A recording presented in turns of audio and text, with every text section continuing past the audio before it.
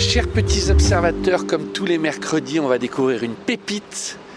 Et aujourd'hui, il s'agit de la Ford Puma de Thibaut qui est venu avec jusqu'à nous. Bonjour Thibaut, ça va bien?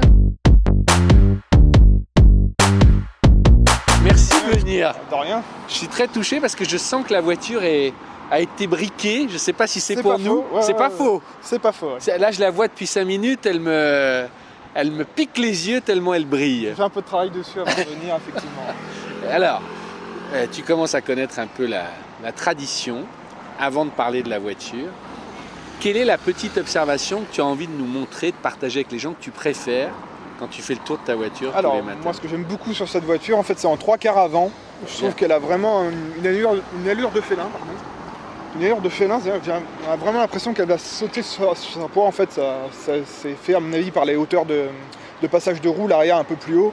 Et moi, j'ai vraiment l'impression qu'elle a sauté sur sa proie. En fait, c'est ça qui me plaît sur cette voiture, c'est vraiment l'allure comme ça en 3/4 avant. C'est bien parce que tu dis félin, c'est un peu comme un puma en fait. Voilà, exactement. Ils ne sont pas trompés au niveau du nom.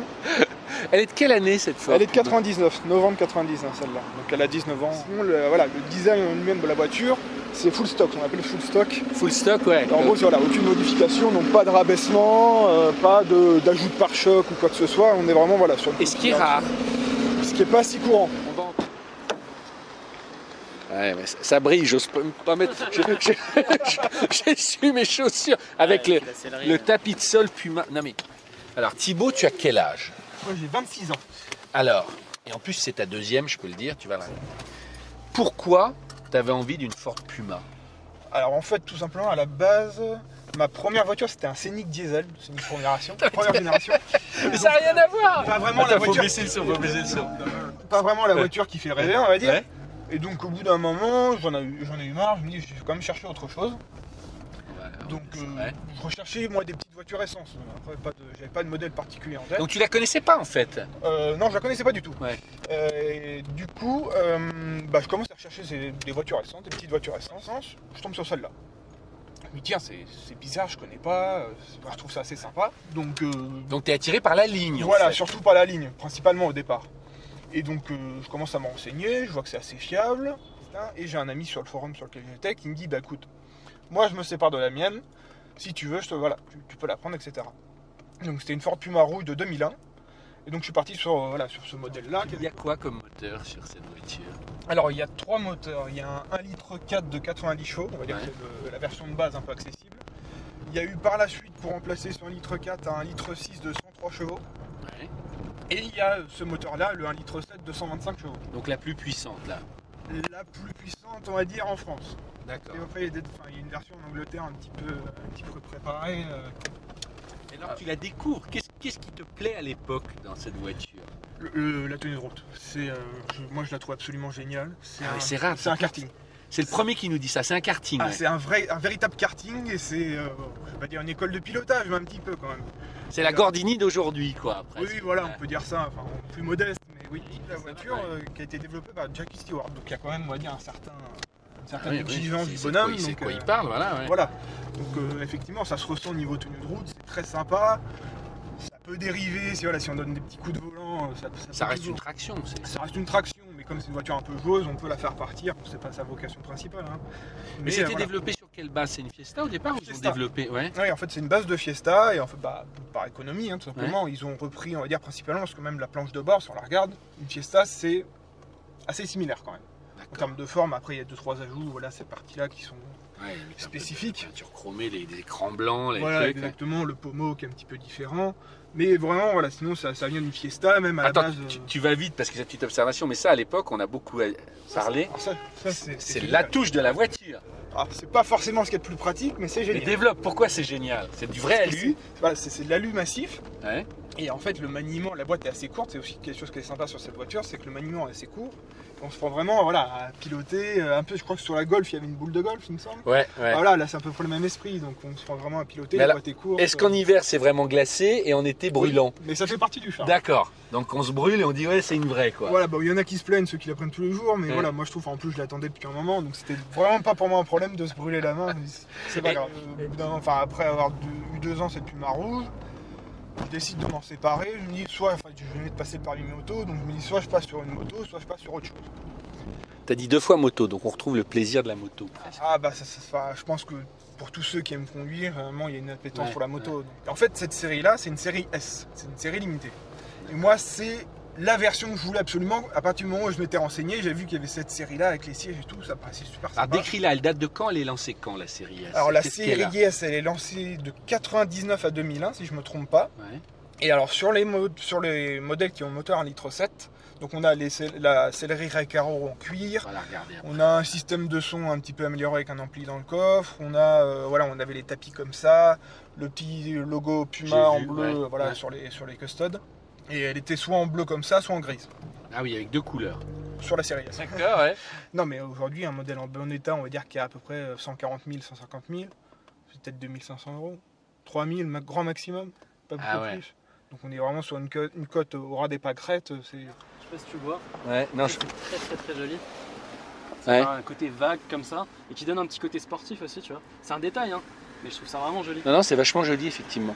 Le remonter avec Ah, le... mais ça va aussi avec la bulle arrière et tout. Enfin, Et ça, le petit Puma là, tu dis ça, c'était propre à la S, j'ai tout de suite vu.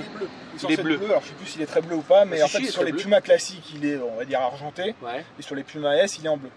ça va avec le Beaucoup kit de fois. en fait. De Alors ça l'arrière. non, ça c'est effectivement, quoi? la seule modification, C'est un Fokker. modification de l'intérieur, c'est ce qu'on appelle un kit éclaté. Ouais. Donc avec le woofer classique qui est dans la grille, et ensuite ça c'est ce qu'on appelle un tweeter, c'est ce qui va en fait produire les sons aigus.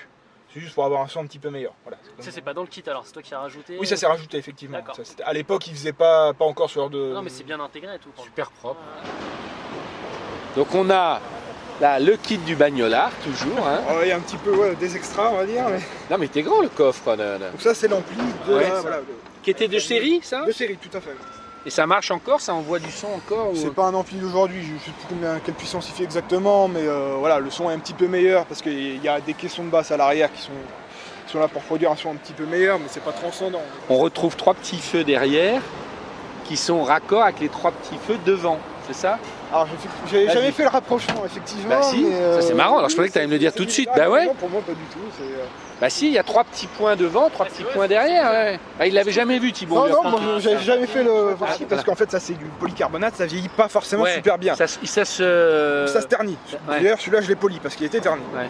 Donc pour éviter voilà, c'est surtout cette partie-là qui se ternit, on met Ouais. un cache parce que voilà, on va dire, Ah c'est ça, cache en un peu. fait, d'accord, ça cache la misère. Quoi. Voilà, c'est un petit peu un cache-misère. Il y a sûrement des personnes qui le font parce qu'ils préfèrent, Ouais. mais c'est aussi pour ça que ça peut être utilisé. Et puis t'as des mecs qui rajoutent des petits LED bleus ou des machins, on voit souvent ça. J'en ai eu. Ah bah alors, tu vois. Je les ai enlevés. Mais viens un Mais peu j'en ai- toi au lieu de faire le malin. Mais... C'est ce qu'on appelle les Angel Eyes, c'est Ouais. les trucs de BM, en fait, les Ouais. petits ronds que j'avais mis dans Voilà, les voilà. cerclages là. Et ça, du coup, c'est intéressant, t'as fait la démarche inverse, après t'as dit non, je veux être full stock, j'enlève. Bon, en fait, au final, c'est un peu du bricolage à l'intérieur en faisant des Ouais. soudures, etc. C'est une voiture qui a de l'âge. Au bout d'un moment, je me dis c'est peut-être mieux de rester sur de l'origine. De toute façon, voilà, bon, c'était sympa. Zetec. Voilà, c'était que c'était le moteur Ford. Alors, le 1,7 litre est un petit peu particulier comparé aux autres. Alors justement, il s'exprime dans les tours ou il donne tout de suite? Alors, l'intérêt de ce moteur, donc avec le système, ce qu'on appelle le VCT, en fait, c'est qu'il arrive à être assez souple en bas et milieu du contour. Et quand on monte dans les tours, il est un peu plus rageur. C'est l'intérêt de ce système-là. Je vais pas entrer dans les détails, moi-même, je ne pourrais pas le décrire. En fait, c'est un système au niveau des arbres à cam qui joue sur la levée des soupapes. D'accord. Pour que voilà, il soit agréable dans toute situation. Et en fait, ce système VTEC il est uniquement sur le 1,7 litre. Et c'est un système qui a été fait avec Yamaha. Et tout le haut moteur, du coup, c'est Yamaha qui a bossé dessus. D'accord. J'aime Ce que t'as bien. pas dit, c'est que t'as une ligne Miltech.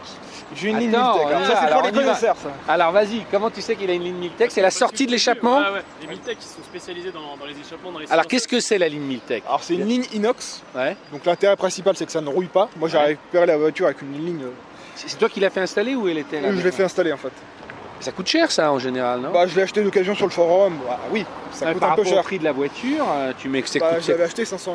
Ah ouais, t'as en gros un tiers du prix de ta voiture. Oui, Ouais. mais après, c'est voilà, c'est une. Enfin, on va dire que le son est un peu feutré d'origine. Ouais, Quand on monte ce genre de ligne, ça chante un peu plus. ouais, c'est Après, plus métallique. Ouais, C'est sur plus comme métallique et du coup, elle ne rouille pas surtout. tout. D'accord. Et en fait, le problème, c'est que c'est comme toutes les voitures, vous en avez parlé pour les J40, Ouais. c'est que les pièces qu'on rachète après ne sont pas forcément de la même qualité. Donc là, le problème, c'est que voilà, les lignes rouillent vite.